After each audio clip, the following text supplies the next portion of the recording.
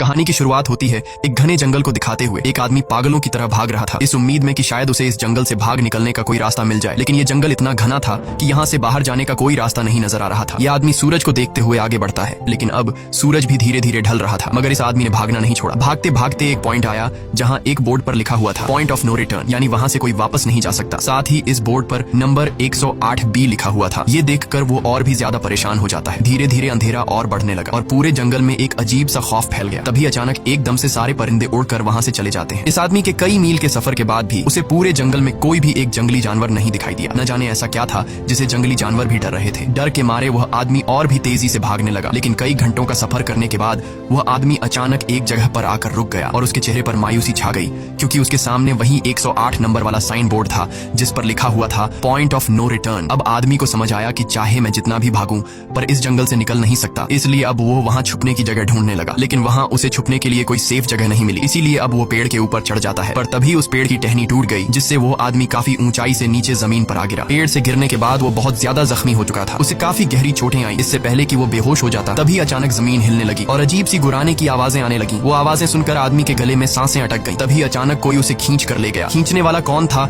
ये नहीं दिखाया गया, लेकिन हमें उस आदमी की दर्द भरी चीखें सुनाई दी गई। इस इंसिडेंट के 6 दिन बाद हमें शहर में मीना नाम की एक लड़की को दिखाया जाता है जो एक बर्ड शॉप में काम करती है। तभी उसका बॉस आता है और मीना को एक गोल्डन पैरेट को शहर से दूर एक जू में डिलीवर करने का ऑर्डर देता है। मीना बॉस की बात को मानते हुए अब उस पैरेट को डिलीवर करने जाती है। मीना गाड़ी में बैठकर अपने मोबाइल में उस जू का लोकेशन सेट कर लेती है और अपने सफर पर निकल पड़ती है। शहर से बाहर निकलने के बाद वो एक बोर्ड पर बहुत सारे लोगों के मिसिंग फोटोज देखती है, यानी वहाँ पर कई सारे लोग गायब हो चुके थे। लेकिन मीना उन पर ज्यादा ध्यान नहीं देती और आगे बढ़ने लगती है। आगे बढ़ते दौरान मीना शॉर्टकट लेते हुए जंगल के रास्ते से गुजरती है ताकि वो जल्दी से इस पैरेट को जू तक डिलीवर कर दें, और वो पहुंच गई जंगल के बीचों बीच। ये वही जगह है जहाँ हम पहले एक आदमी को गायब होते देख चुके हैं। वहाँ आकर मीना बुरी तरह से फंस चुकी थी। वो अपने मोबाइल पर मैप देखती है, लेकिन वहाँ मोबाइल के सिग्नल नहीं आ रहे थे और उसके कार का रेडियो भी काम नहीं कर रहा था। मीना अब वहाँ से वापस निकलने लगी, लेकिन अब उसे वहाँ से बाहर निकलने का रास्ता समझ नहीं आ रहा था। थोड़ी देर बाद मीना की गाड़ी भी खराब हो गई। मीना गाड़ी से बाहर निकलती है और उसे सामने लगा हुआ वही पॉइंट ऑफ नो रिटर्न वाला बोर्ड दिखाई देता है। मीना को कुछ समझ नहीं आता, इसीलिए वो पैरेट के पिंजरे को हाथ में लेकर